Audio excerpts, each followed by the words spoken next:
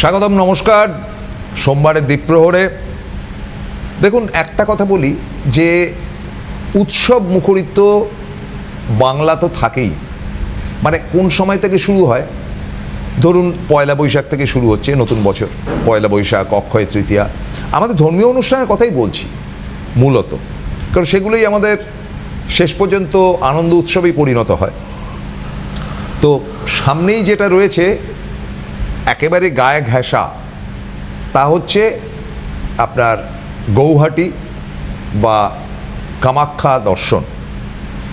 সেখানে তো আমার অতিথি চলে যাচ্ছেন এবং আজকে কোনো রকমে তাকে ধরে বেঁধে যদি রাখাও যায়, তারপরে তো আর রাখা যাবে না।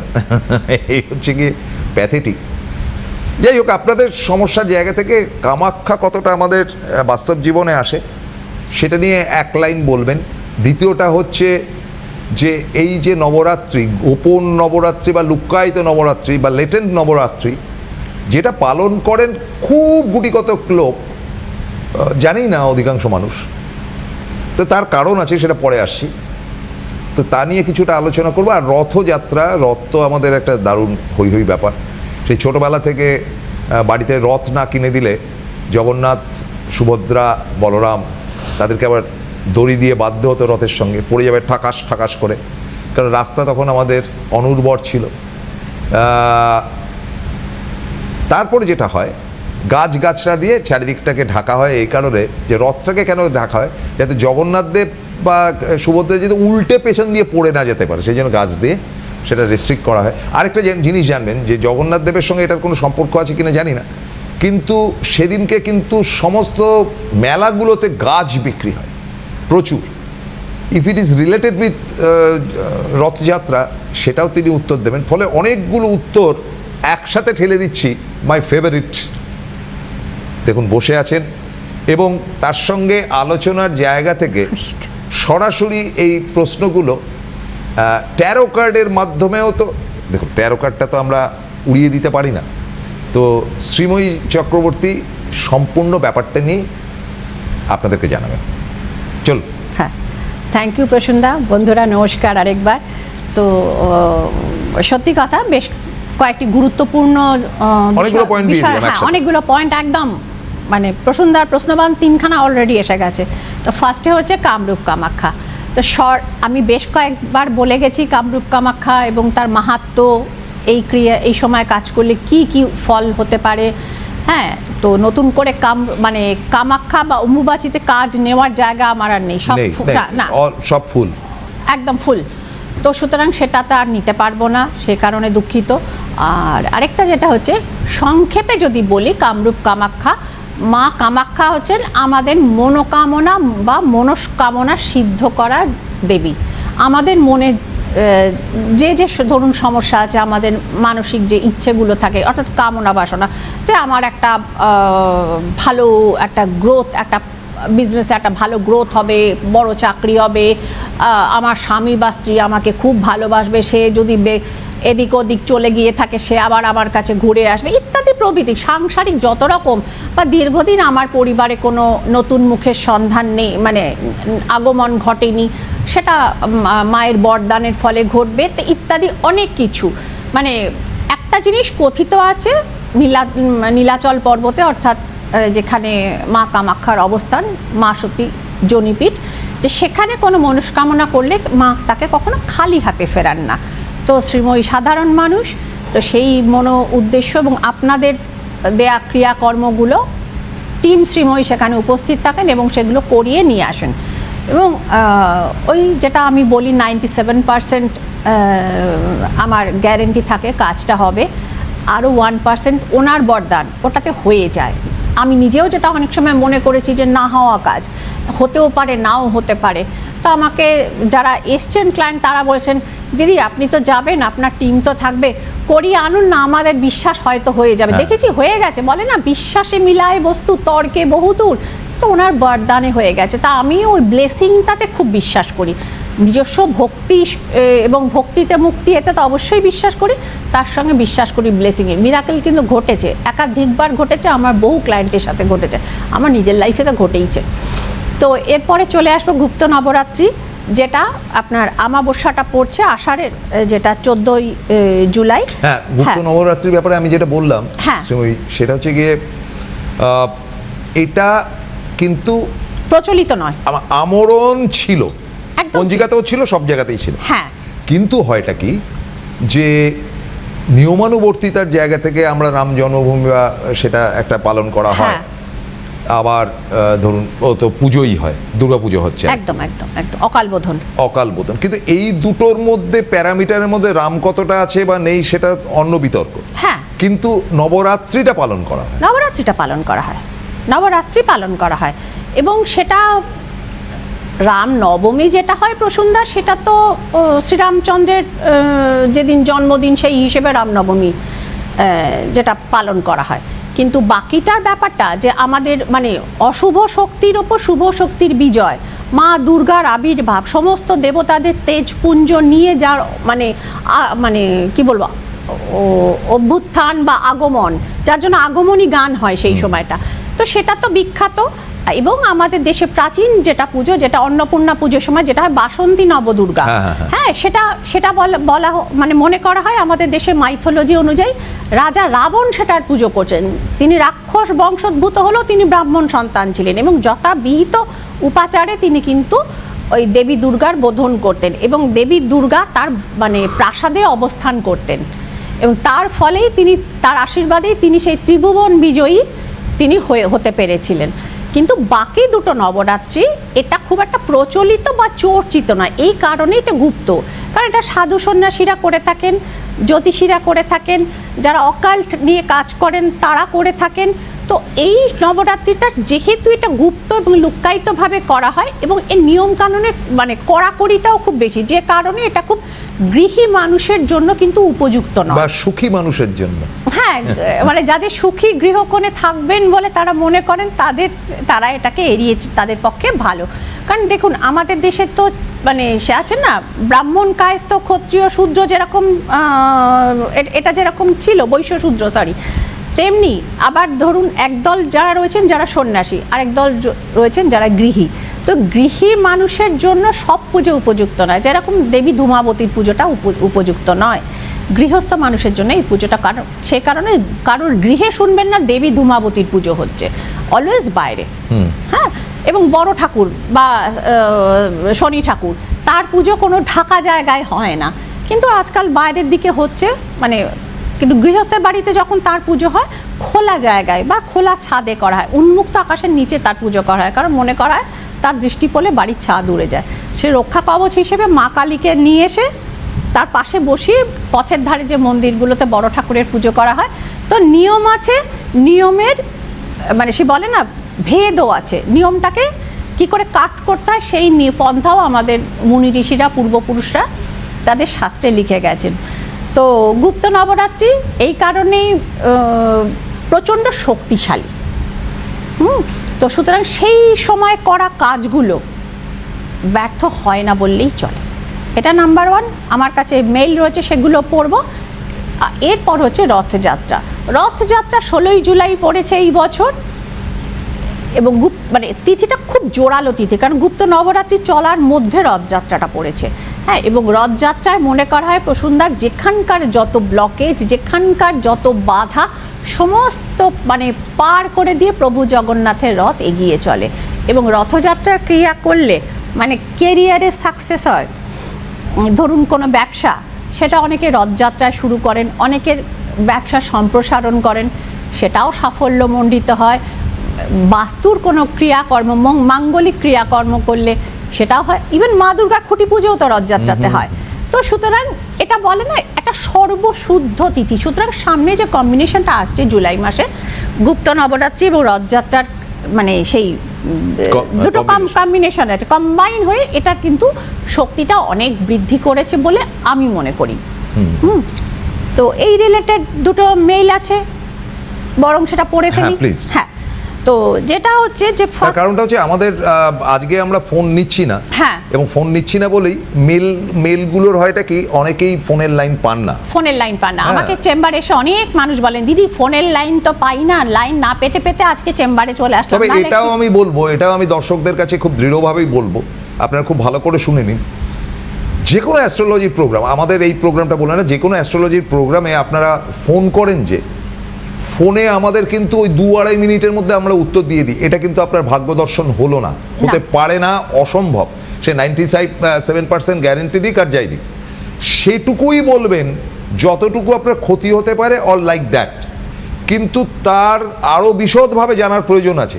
যেমন ধরা যাক কারোর একটা রাশি আর লগ্ন দেওয়া হলো, তার নক্ষত্রটা একটা বিচার করা হলো, তাকে বলা হলো যে আপনার আগামী সময়টা খারাপ, এই একটা ঘটনাতে খারাপ না, বহু ঘটনার সম্মেলনে, এবং তার সঙ্গে সঙ্গে আপনার কতটা ভালো গেছে বিগত দিনে, কেন ভালো গেছে, বা আপনার সারাটা জীবনই খারাপ গেছে কিনা, এইটা কিন্তু একজন প্রকৃত অ্যাস্ট্রোলজারের কাজ, যেটা সিটিভিএনে সম্ভব না।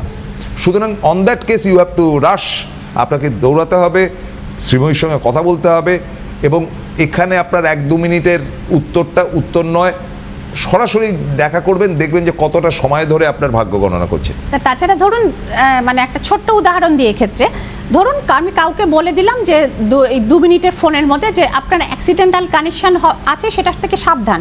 এখন তার ট্রেনে বাসে আছে না এয়ারে রয়েছে, কি তার বাড়ির বাথরুমে পড়ে যাওয়ার ভয় আছে, কিছুই না, হয়তো সাবান বাথরুমে সাবান দিয়ে কাপড় কেচেছে, স্লিপারি হলে পড়ে গেছে। হ্যাঁ, তো তিনি সামনের দিকে মানে পড়বেন না পেছন দিকে পড়বেন, সেগুলোও কিন্তু ট্যারো কার্ডে বলে দেওয়া যায়। এবং একজনকে আমি বলেছিলাম যে বিদেশ যাত্রাটা এই মুহূর্তে স্থগিত রাখুন, তো তারা একটু দনামনা করেছিলেন, টিকিট, হোটেল, সমস্ত কিছু, ভিসা ইত্যাদি সমস্ত কিছু হয়ে গেছিল।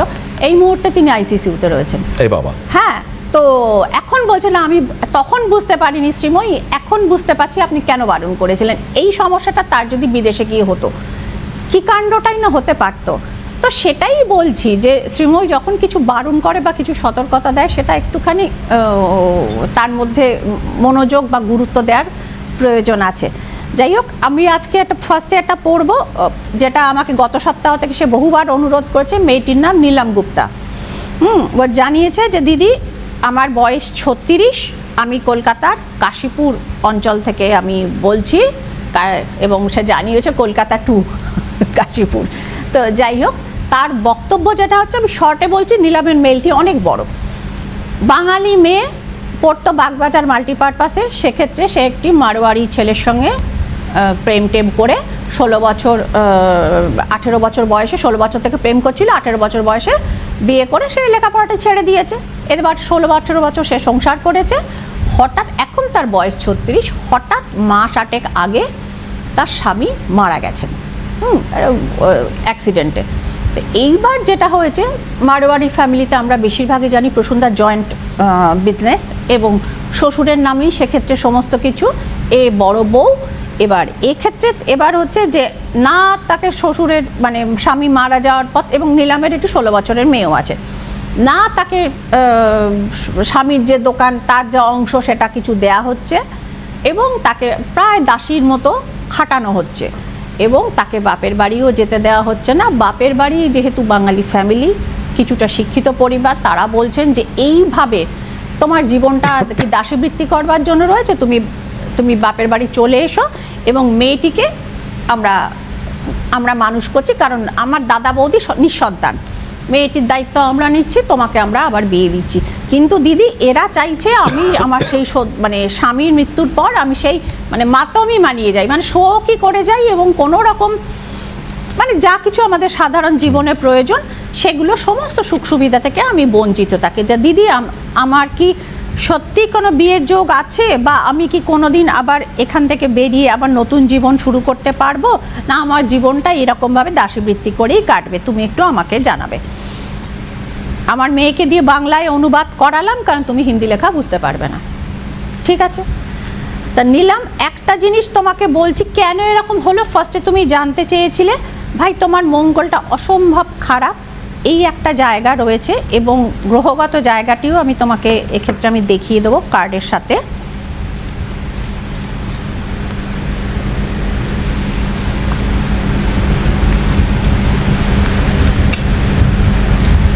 মঙ্গল খারাপ আমি তোমাকে বলেছিলাম, এই যে মঙ্গলের কার্ড এসে, সত্যি তোমার মঙ্গলটা খারাপ, তোমার মঙ্গলটা হচ্ছে দুস্থানগত, তুমি প্রবলভাবে মাঙ্গলিক।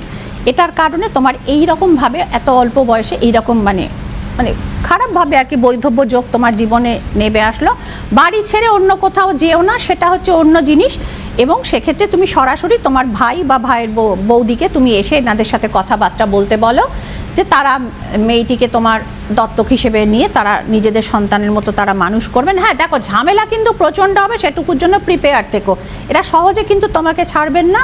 তো যাই হোক, তোমার চন্দ্রের জায়গাটি ভালো এবং সবথেকে অদ্ভুতভাবে গ্রহরাজ শনি কিন্তু তোমাকে সাপোর্ট করছেন। একটা লাইফ স্টপ হয়ে গেছে, কিন্তু আরেকবার তোমাকে জীবনটা শুরু করবা তিনি সুযোগ দেবেন। তুমি ফিরে যাও তোমার বাপের বাড়িতে, তার আগে কথাবার্তা ভালো করে তোমার বাপের বাড়ির লোকেদের এসে বলতে বলো।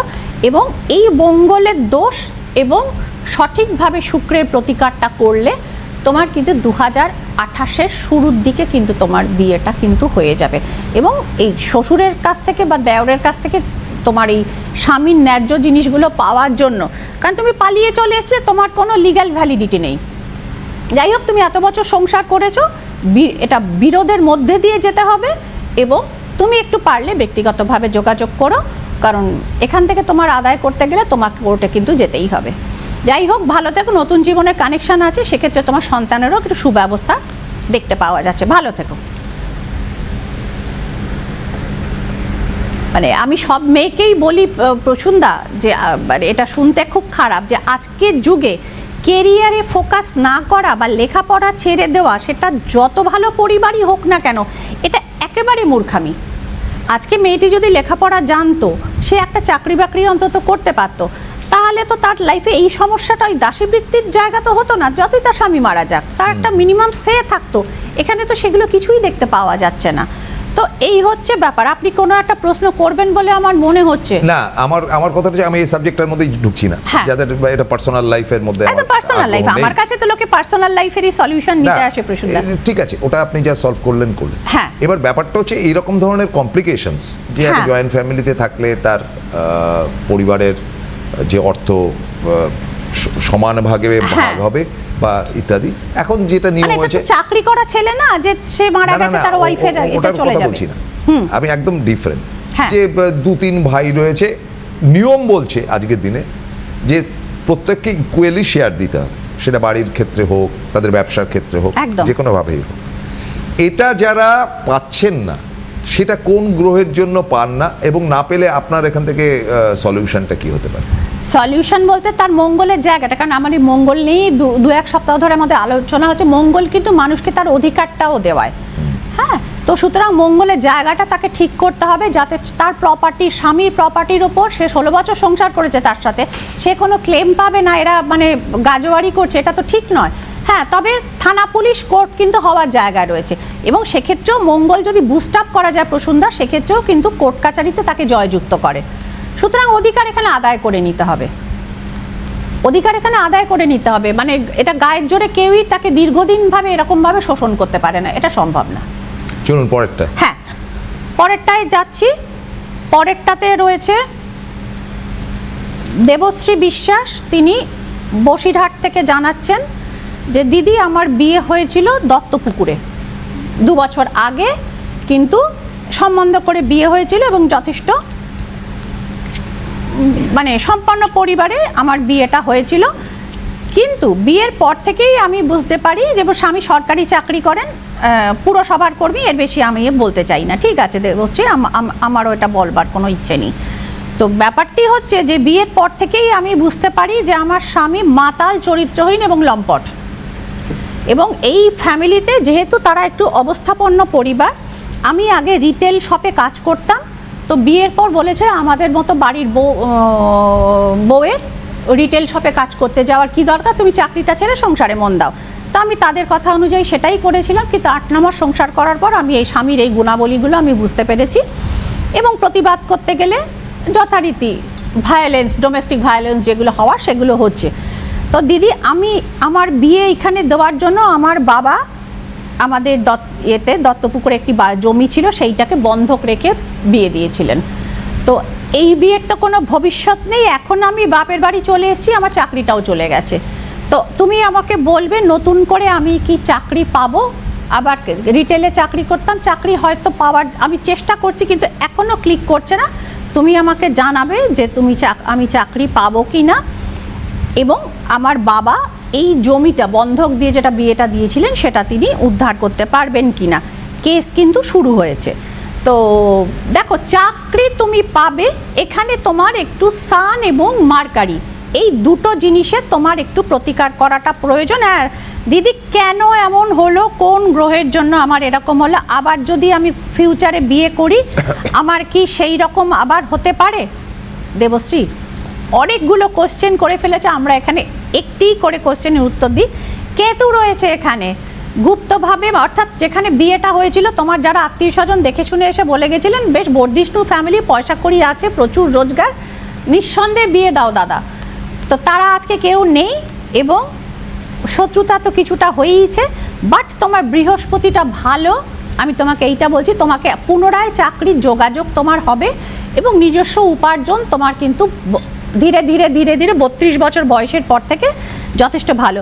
কেস শুরু হয়েছে, কেসটা কিন্তু অনেক দিন ঝুলবে, কারণ এই পক্ষ চাইবে যে তাদের ছেলের তো এরকম গুণগান আছে, এই জন্যই তারা অনেকটা দূর থেকে তোমার মানে একটু তাদের তুলনায় একটু কম অর্থবান ফ্যামিলি থেকে তারা তোমাকে নিয়ে এসেছিল, যে তাদের ছেলের যখন আর বিয়েটা এখন হবে না, হওয়াটা সম্ভব না, যা রটনা হয়েছে, তোমারও যাতে বিয়েটা না হয় তারা কিন্তু কন্টিনিউয়াস ডেট নেবে এবং তোমার টাইম কিল করবে। এই জায়গাটাকে থেকে তাড়াতাড়ি করে যদি তুমি উদ্ধার পেতে চাও, সেক্ষেত্রে তুমি কোনো অভিজ্ঞ বা তোমার পছন্দ মতো অ্যাস্ট্রোলজারের কাছে যাও, যারা এই জায়গাটি তোমার কাটিয়ে দেবেন এবং তাড়াতাড়ি এটা সলভ হলে তোমার যেটা ন্যায্য মতো যে অ্যালিমনি ইত্যাদি প্রভৃতি যা কোর্টের নির্দেশ হবে সেইগুলো যেন তুমি পাও এবং নতুন করে চাকরি করে তুমি ফিউচারে নতুন জীবন শুরু করতে পারো।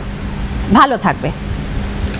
এবারে চলে আসি আবার আমাদের পুরনো ইয়েতে, যে এই যে প্রতিকারের জায়গাগুলো সবসময় আমাদের উৎসব মুখরিত বা দেবদেবীর কানেক্টিং হয় কেন? কারণ নর্মাল কোর্সে কি হয় না কারণ প্রতিকার? নর্মাল কোর্সে প্রতিকার হয়। আমার কথাটা হচ্ছে যে একটা মানুষ ধরুন সে ভারতবর্ষে থাকেই না, কোনো উৎসবের মধ্যেই থাকে, তার খুব খারাপ টাইম যাচ্ছে, সুতরাং উৎসব মুখরিত জায়গা ছাড়া তার কি সলিউশন হয় না নর্মাল ডেটে? কেন সলিউশন হবে না? যিনি কলুটোলায় থাকেন তিনি দৈব প্রতিকারে তিনি বিশ্বাস করতে পারেন, যিনি ক্যালিফোর্নিয়ায় থাকেন তিনি দৈবতে বিশ্বাস করলেও সবসময় সেক্ষেত্রে পসিবিলিটি না, তা থাকে না যে তার জিনিসগুলো গিয়ে মন্ত্রতন্ত্র বা যন্ত্র গিয়ে সেখানে পৌঁছলো। কিন্তু তারাও ধরুন ইউনিভার্সকে অ্যাট্রাক্ট করে, তাকে বলে না মানি ম্যাগনেট প্রোগ্রাম, এই যে প্রোগ্রামিংগুলো হয়, তো এটাও তো ওয়ান টাইপ অফ রেমিডি। এবং সেক্ষেত্রে আপনাকে কিছু ধারণ করতে হলো না, কিছু আপনাকে মন্ত্রোচ্চারণ হয়তো সেক্ষেত্রে করতে হলো না, কিন্তু ওই যে থাকে না ম্যানিফেস্ট তো আপনাকে করতেই হচ্ছে। সো আইদার সংস্কৃতে অর ইংলিশে অর ল্যাটিনে, তো ইউ হ্যাভ টু মানে সেই বলে না প্রসেসের মধ্যে দিয়ে আপনাকে যেতেই হবে, প্রসেসের বাইরে প্রসূন্দা কিছু নেই। আমাদের মা দুর্গা কৃষ্ণ, ওদের যীশু খ্রিস্ট অন্য দেশের আলাদা, মুসলিমদের আলাদা, কিন্তু ওরাও নামাজ পড়ে, আয়াত পড়ে, মুসলিম যারা করেন, খ্রিস্টানদের ম্যানিফেস্টেশন আছে ওয়ার্ল্ড ওয়াইড যেটা বিখ্যাত, এবং শ্রীময়ী ক্রিস্টাল থেরাপি আছে যেটা বিদেশ থেকে শিখে আসা। সেটা না লাগে আপনার কবচ দিতে, না লাগে আপনাকে কিছু ধারণ করাতে, ছবিটা অবশ্যই লাগে, কারণ তার উপর হিলিং প্রসেস অ্যাপ্লাই করা হয়, সেভাবে প্রতিকার হয়। আজকে এই অবধি থাক। আমরা প্রত্যেক সোমবার এই সময়ে আসি, অর্থাৎ 1:35, এবং বৃহস্পতিবার আমরা আসি বিকেল 4টে। এটা নিয়মিতভাবে শ্রীময়ীর অনুষ্ঠানগুলো দেখুন, যে একটা ডিফারেন্স পাবেন, একটু ভিন্ন স্বাদ পাবেন। ভিন্ন স্বাদ পেতে কে না চায়? একটু ভিন্ন স্বাদের জন্য বৃহস্পতিবার বিকেল 4টেতে আমরা ফিরে আসছি। নমস্কার, সকলে ভালো থাকুন।